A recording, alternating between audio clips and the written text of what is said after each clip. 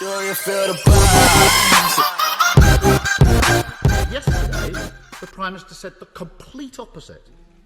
Standing there, he said testing and tracing has very little or nothing to do with the spread or transmission of the disease. Both positions cannot be right. Which one is it, Prime Minister?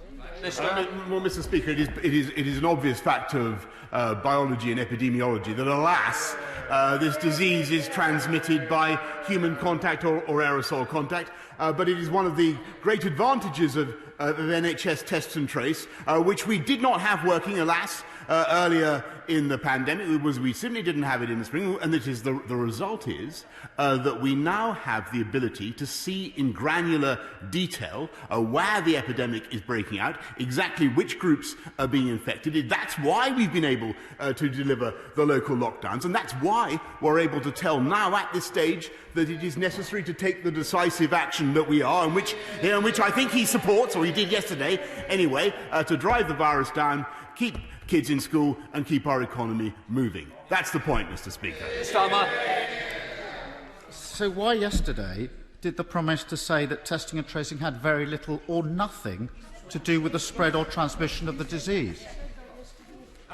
Mr. Speaker, I hesitate to reprove the right honourable gentleman for a flaw he seems sometimes to fall into is not listening to my previous answer, Mr. Speaker. I gave a very clear answer. The answer is it is simply, and sadly, it is an epidemiological fact that transmission of the virus takes place by a human contact from person to person. What test and trace enables us to do is to isolate the cases of the virus with ever greater detail, which we weren't able to do before, Mr. Speaker. And thanks to the efforts of NHS Test and Trace, many thousands of people, trainees, nurses, doctors, young people, members of the armed services, we're not only testing more capacity, testing more than any other country in Europe, but capacity today is at a record high. And I think you should pay tribute to their work.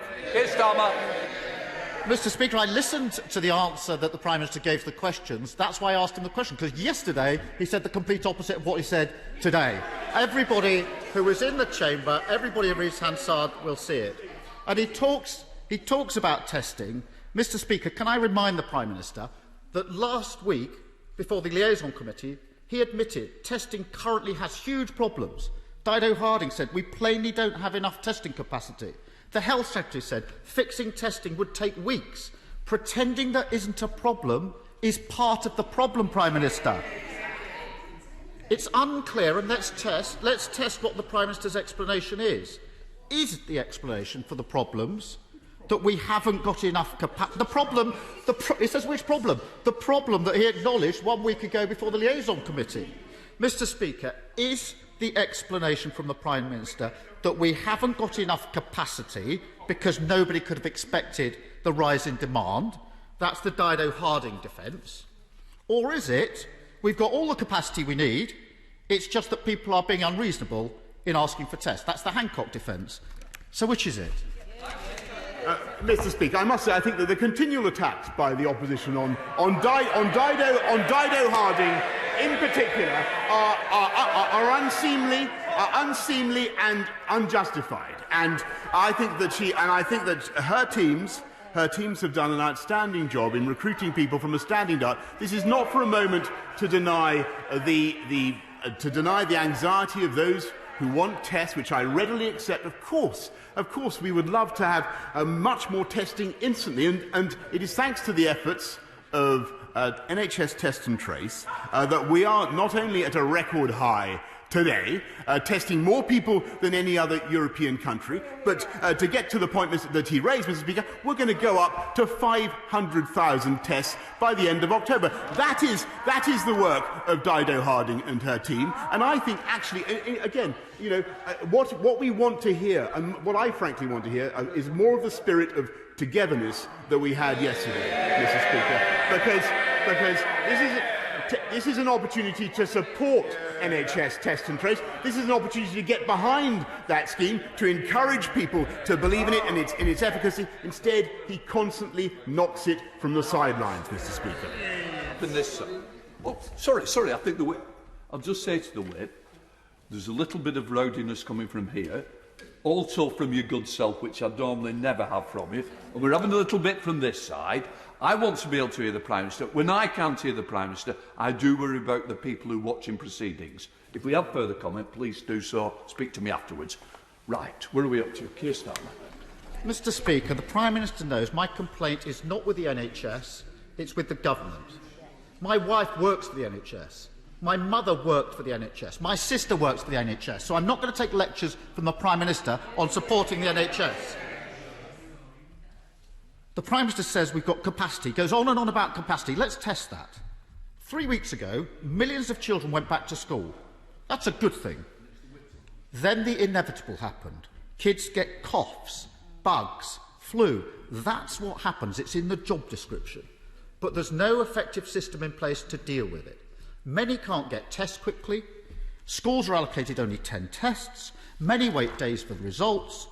The outcome is obvious.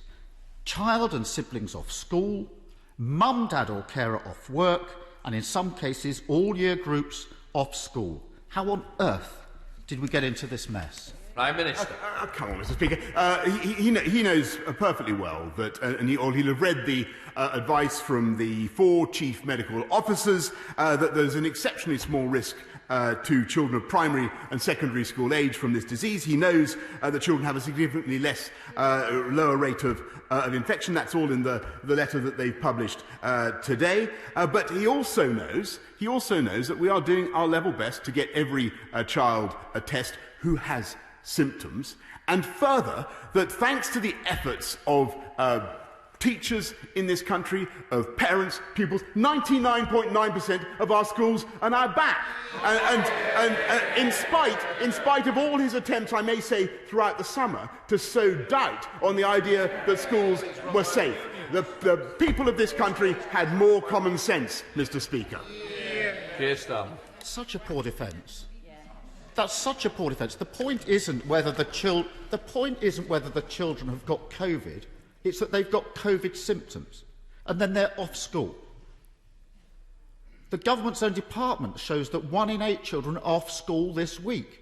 That disrupts their education. Whether it's COVID symptoms or other symptoms is nothing to the point. If the Prime Minister doesn't see that, he's really out of touch with families and what they're going through in schooling day in, day out in the last few weeks. The reality is, losing control of testing is a major reason why the Prime Minister is losing control of this virus. As a result, he's phasing in health measures, restrictions which we do support. But at the same time, he's phasing out economic support. Health measures and economic measures are now dangerously out of sync. Let me quote the Director General of the CBI.